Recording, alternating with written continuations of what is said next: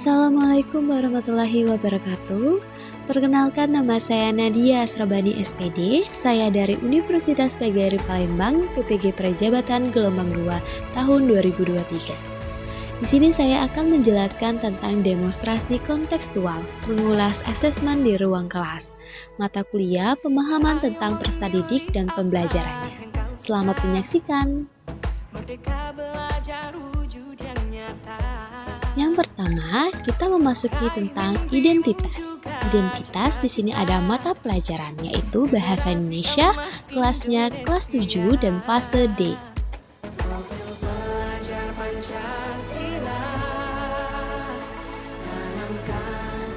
Selanjutnya, yang kedua ada capaian dan tujuan pembelajaran. Yang pertama ada capaian pembelajaran.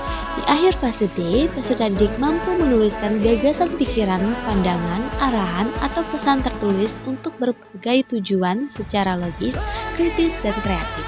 Yang kedua, menyampaikan ungkapan rasa simpati, empati, peduli, dan pendapat pro dan kontra secara etis dalam memberikan penghargaan secara tertulis dalam teks multimodal. Selanjutnya ada tujuan pembelajaran. Di sini adalah peserta didik mampu menuliskan gagasan pikiran, pandangan, arahan, atau pesan tertulis dalam bentuk teks prosedur. Selanjutnya adalah proses yang terdiri dari 3. Yang pertama ada materi ajar tentang teks prosedur. Yang kedua adalah jenis asesmennya, yaitu formatif.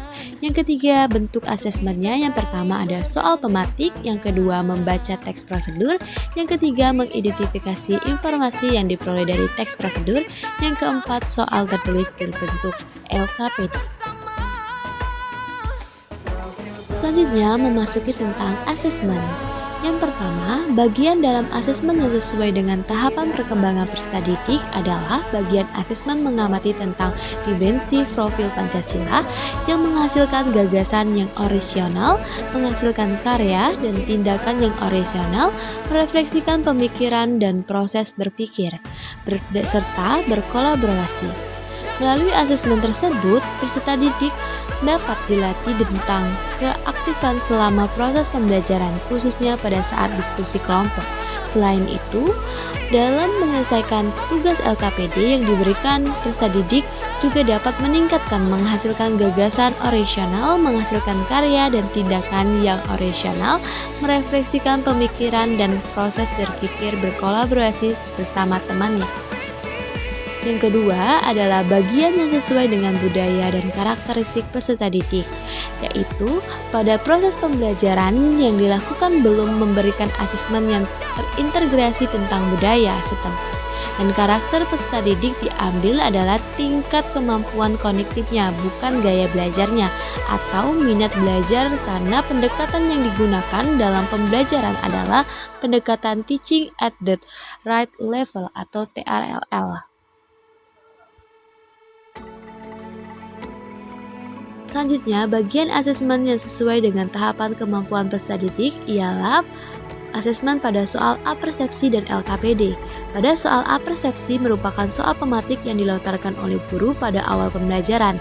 Tujuannya adalah mereview kembali materi yang sebelumnya dipelajari, serta memberikan pematik untuk masuk ke materi yang akan diajarkan. Jika ada beberapa siswa yang mampu menjawab pertanyaan tersebut, maka bisa dikatakan bahwa siswa tersebut memiliki pemahaman yang baik pada materi sebelumnya.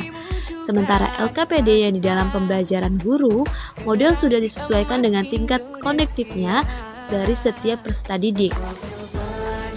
Selanjutnya, bagian asesmen yang memberi umpan baik terhadap proses pembelajaran adalah proses pembelajaran mereka melalui tahap refleksi. Pada tahap ini, peserta didik diminta untuk menyampaikan apa yang ingin mereka ketahui tentang materi ini, dan guru dapat memahami sejauh mana pemahaman mereka tentang materi yang sedang diajarkan, dengan memberikan kesempatan bagi peserta didik untuk berpartisipasi aktif dalam proses umpan balik. Asesmen formatif tidak hanya menjadi alat evaluasi, tetapi menjadi sarana komunikasi yang efektif. Oleh karena itu, bahwa kegiatan refleksi ini mengutamakan keterlibatan peserta didik dalam evaluasi pembelajaran, dan pengalaman mereka membangun fondasi untuk perbaikan secara efektif di masa depan.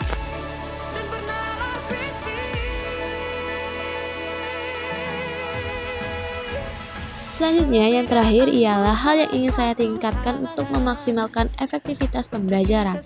Yang pertama, saya akan memberikan asesmen diagnostik sesuai dengan minat pembelajaran dan kemampuan peserta didik. Dengan ini, guru dapat menyesuaikan karakteristik peserta didik. Jika peserta didik lebih suka dengan visual, maka guru akan memberikan media visual sehingga nanti akan ada banyak keragaman seperti peserta didik suka visual, audiovisual, audio, dan kinestetik. Dan produk yang dihasilkan guru dapat memberikan tugas kepada didik sesuai dengan minat gaya belajarnya. Kemudian saya akan mengintegrasikan asesmen yang telah saya buat ke budaya setempat. Setelah itu saya memberikan asesmen penilaian teman sejawat untuk memberikan ruang bagi peserta didik yang ikut serta untuk menentukan asesmen dirinya sendiri serta memberikan kesempatan untuk menyampaikan refleksinya terhadap proses pembelajaran yang telah saya lakukan. Dan di akhir sebelum pembelajaran ditutup, guna untuk memfasilitasi peserta didik untuk ikut dalam memberikan umpan balik pada saya agar pembelajaran yang saya lakukan ke depannya dapat berjalan lebih efektif. Mungkin itu saja penjelasan dari saya. Terima kasih. Wassalamualaikum warahmatullahi wabarakatuh.